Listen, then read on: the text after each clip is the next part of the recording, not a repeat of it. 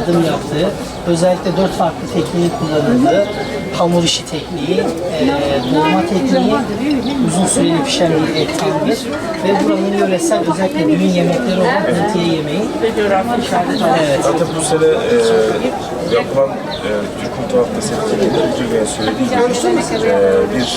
gibi dört farklı pişirme tekniği haftasının teknik bir pişirim ve gelenekle alakalı birleştirilmesi istemiştim. Miras, geleceğe miras anlamında da yapılan yemek kültürünün. Bu seneki konseptimiz biraz daha bakanlığımızın verdiği farklı. Elinize sağlık. Mardin'in zengin mutfağından sadece birkaç tane yemek var burada. Ama güzel olmuş. Elinize sağlık. Evet. Görsel olarak çok iyi.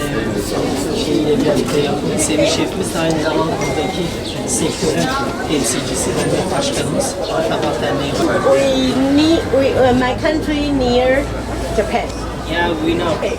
These foods from and traditional Mardin foods.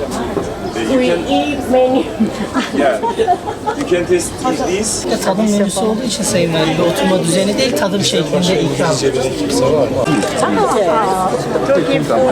Nice to meet you.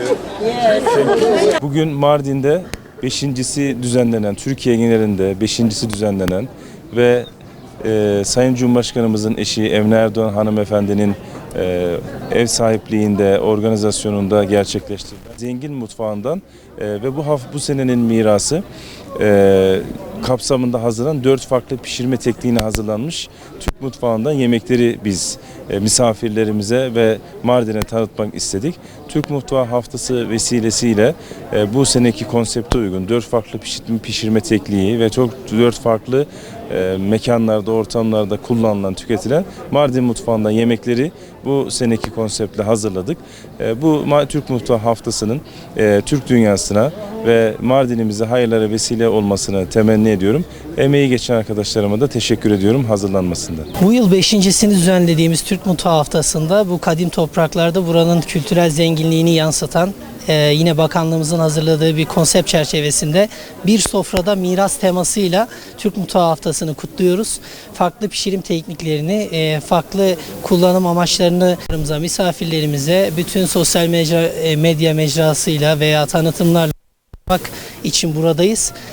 Zengin bir kültürel mirasa ve yemek kültürüne sahip ülkemizde birçok farklı yemeğimiz bulunmakta ama biz konsept olarak bu yıl 4 farklı tekniği bir sofrada miras şeklinde bütün kültürlerin karışımı, katmanlaşmasıyla birlikte yemeklerin de harmonisini oluşturan bir menüyle misafirlerimize aktarıyoruz.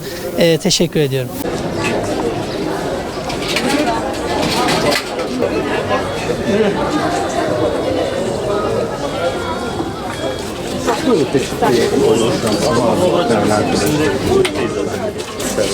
Bayram abi.